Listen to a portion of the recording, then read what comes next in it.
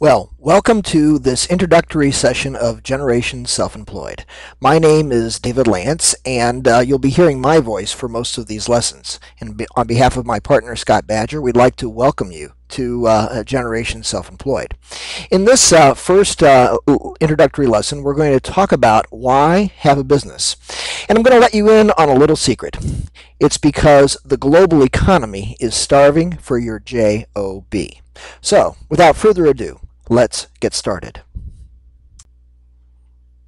Our learning objectives for this session are as follows. First, to understand the 3 reasons to have a business.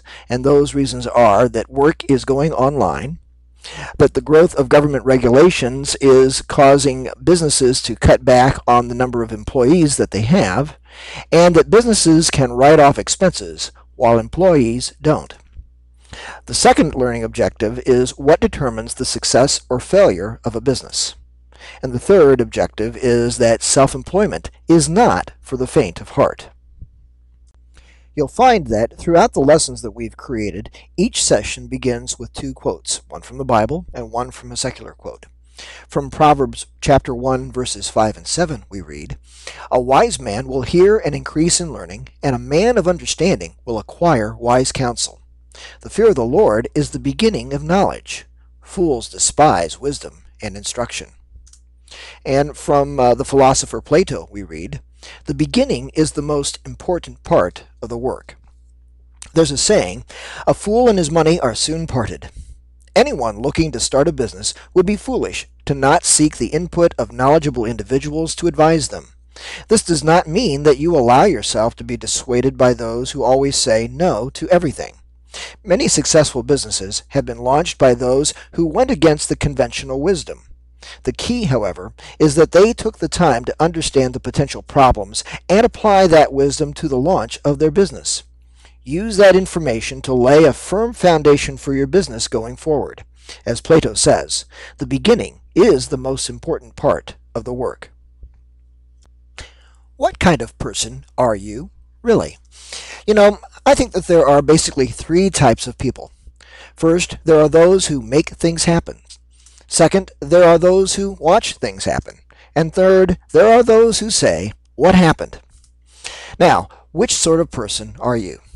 Well, we suspect that the reason that you're here is that you're the type of person that makes things happen.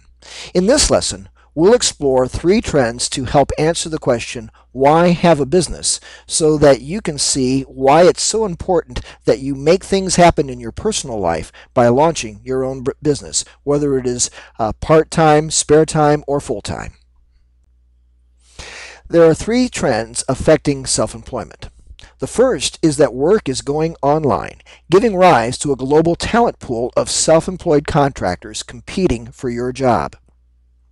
Government regulations are causing employers to reduce the number of full-time employees, and this is the second trend that is happening. This in turn creates demand for self-employed independent contractors.